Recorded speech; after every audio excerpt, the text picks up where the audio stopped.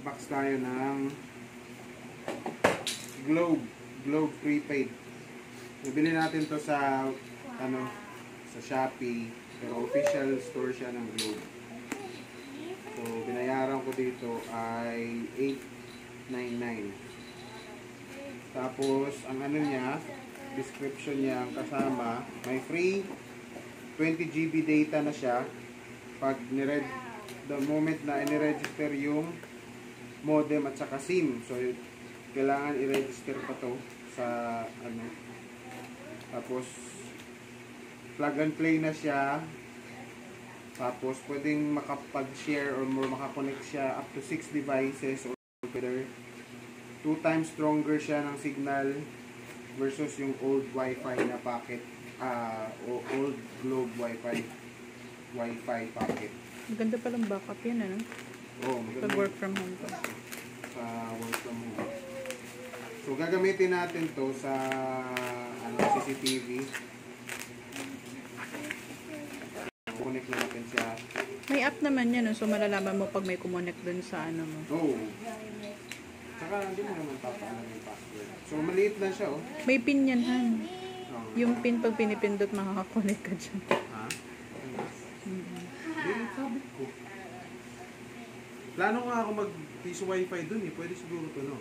Piso wifi. Oo, sa tingin ko. Only data lang ang kukunin mo.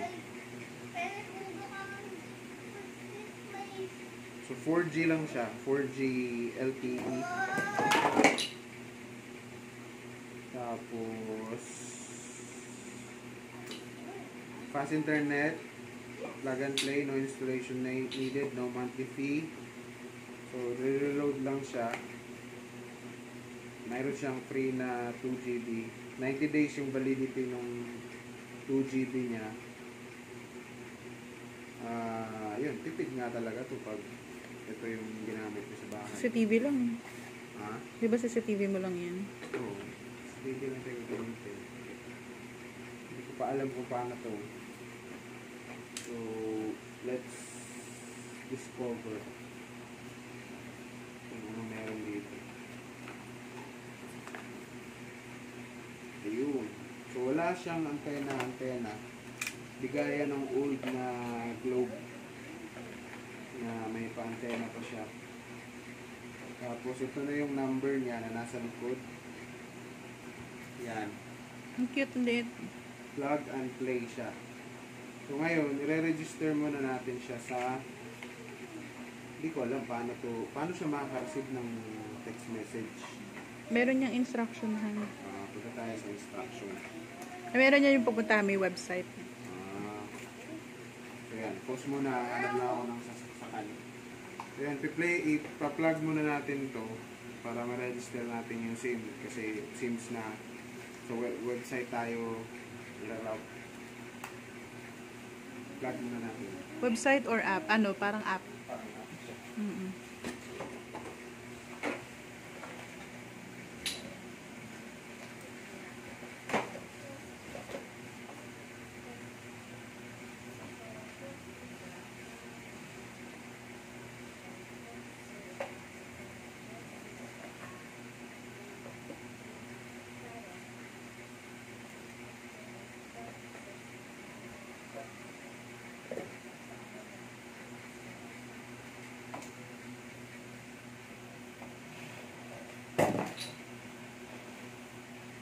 So, kukonect muna tayo connect muna natin yung wifi natin dun sa router.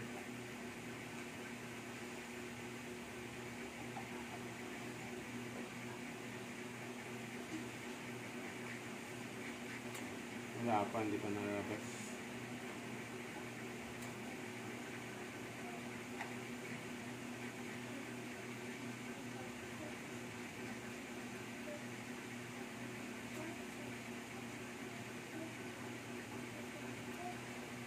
Sabi dito,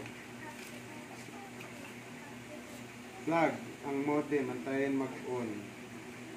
Ilaw, buksan ang wifi setting, piliin ng yung wifi network ang gamit ang warranty bilang inyong password.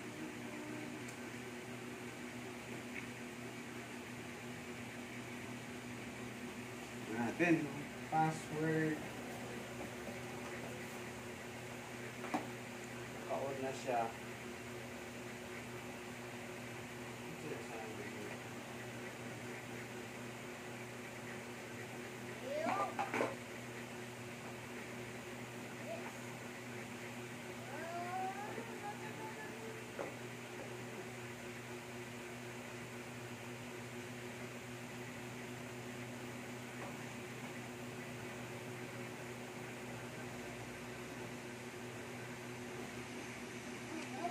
So yun, nakakonect na tayo dun sa LAN.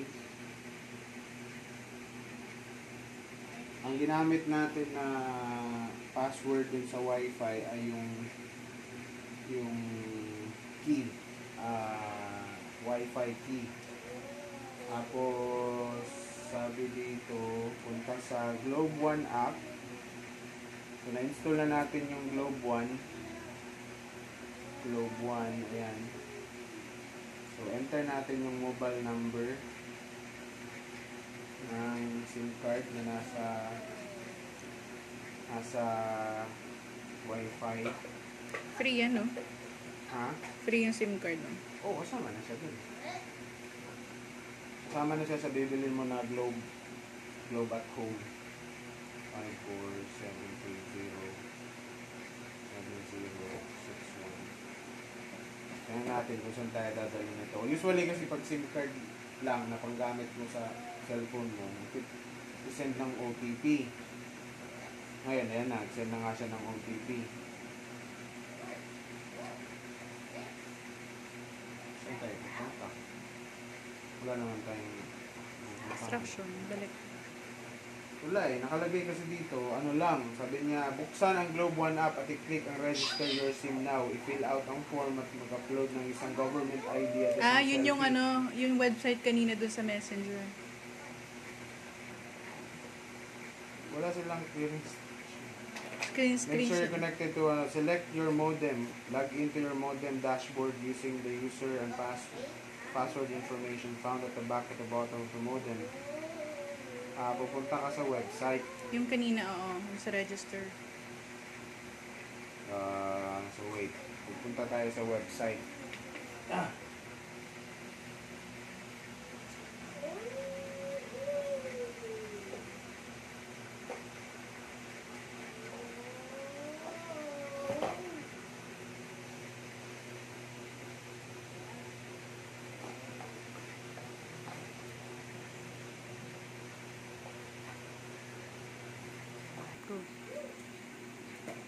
So yun, para makuha yung OTP, kailangan mong mag-login dun sa tinatawag nila na, ang tawag dun? Yung parang may IP address. Sa ilalim nung router, mayroon nakalagay dun IP. Yun yung IP address, numbers lang yun. Tatype mo yun dun sa, ang tawag nun? Yung sa HTTP. Oo. Ganon. So, diretso mo lang type. Tanggalin mo na yung HTTP, tanggalin yung number lang diretso i-type mo, tawag doon IP address. Mapupunta ka sa isang parang website na papalaginin ka niya. So, ang gagamitin mong username ay yung naka-indicate doon na user. Ang nakalagay doon, admin. Tapos yung password is yung password ng, nakalagay din doon, password ng Wi-Fi. So, malalagin ka. Ito na yung magiging itsura niya. Lalagin ka sa ano niya, parang tawag nila dun. Tapos, sabi dito, meron daw one message receipt. Hindi ko Para lang siyang text message. alam kung saan pupuntahan. Yun nga yung admin. yung SMS, IP. ayan, may SMS. SMS. Ayan, inbox.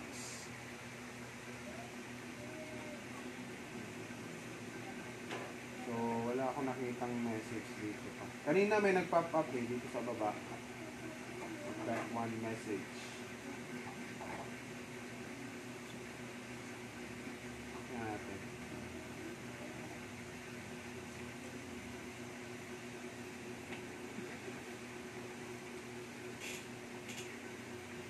Ito, new message pala. Nakalagay siya sa new message. Tapos, ayun. So, ayun na. Makikita natin yung text message nila dito na may OTP. Ipa-type natin tong OTP na to. Try natin kung pwede siya i-copy. Hindi siya naka-copy. 053773. So ito yung ipa-type natin dito sa Globe One app na nanghingi ng OTP kanina. 053773. 053773. Verify your phone. You sent one-time PIN. The code expired na daw. Expired na siya. So balik tayo. Menu ulit. Medyo mabagal lang siya. Oh. Ang ano niya, hina niya mag-response. Tapos new and then cancel. Ito lang kasi nag-expire na yung ano kanina message niya. Resend na lang. Resend. Yan. Nag-resend tayo ng isa pang code. Tapos balik tayo sa new messages. Inbox. Medyo mabagal lang mag-response itong ano niya, yung website. Isa pa din.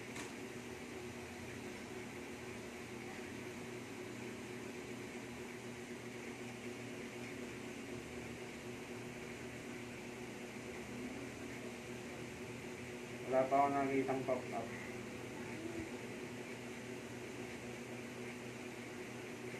Medyo dapat talaga abaan mo yung Kasi technically hindi ka pa nakakonect sa internet.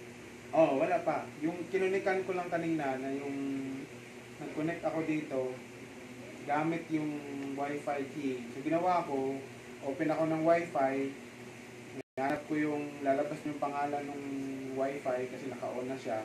Pag in-open mo, patatanungin ka ng password. Ang ilalagay mo na password, hindi yung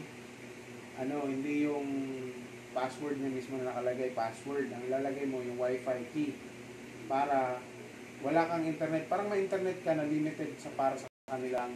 Siguro parang ano lang yan. Para lang makapag-register ka. So, kasi hindi pa siya on talaga kasi yung SIM card hindi pa registered eh. So, pagkatapos noon, pwede mo nang i-register. Punta ka na sa Globe One app. Tapos lalagay mo yung number doon. Magsisend sila ng OTP. Ngayon, pupuntahan mo yung OTP doon sa IP address na nandun sa ilalim din, yung IP. Type mo yun doon sa browser. Tapos yung password naman ay yung password ng Wi-Fi.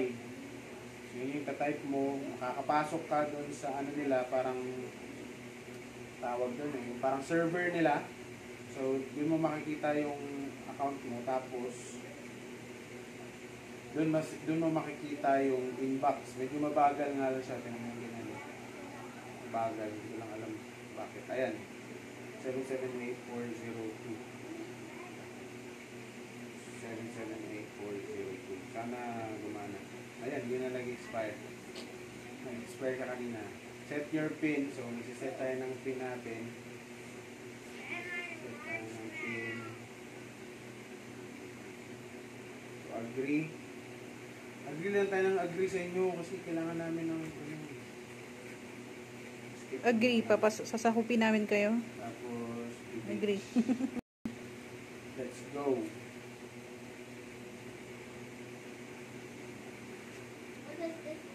Tapos, let's start. What does this mean in English?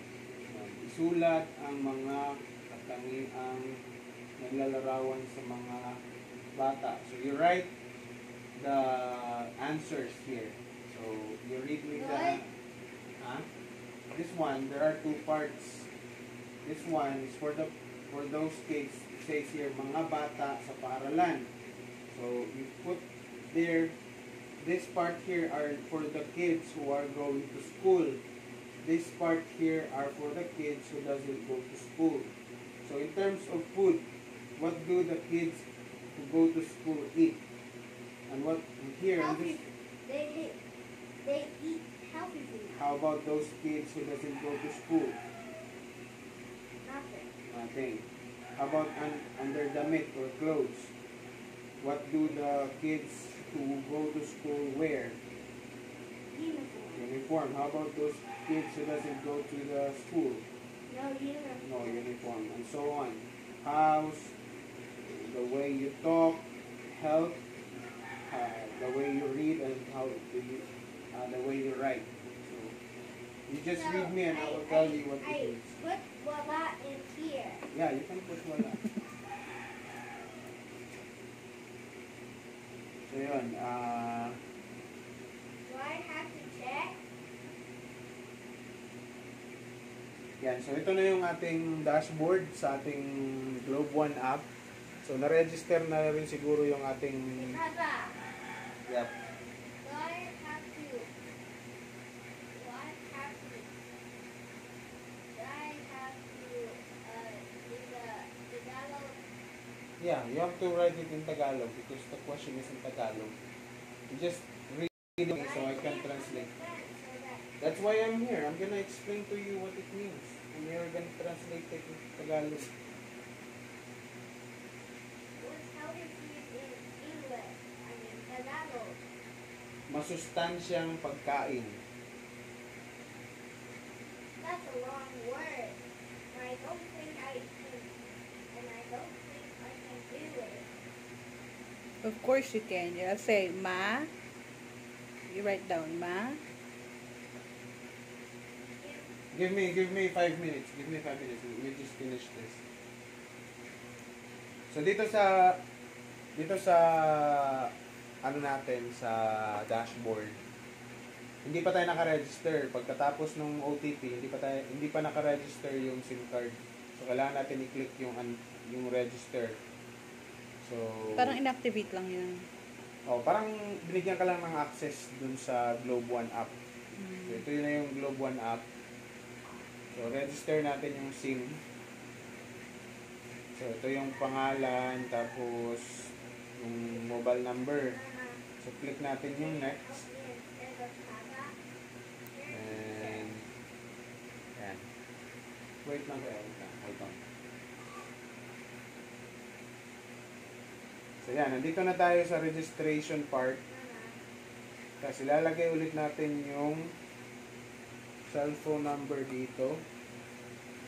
So, ito na yung registration part. 0954 730 You just read it so you can familiarize. 7061. Still, I couldn't do it.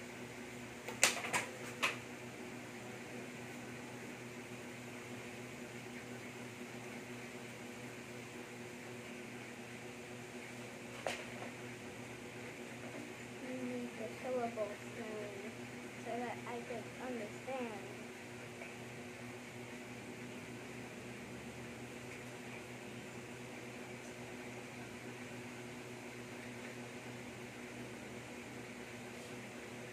Yan, register na natin yung SIM.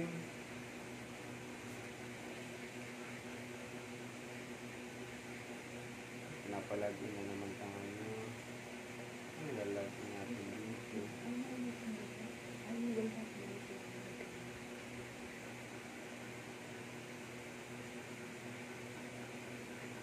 Ayan, username. Admin. Ito, post mo muna. Hanapin ko lang yun.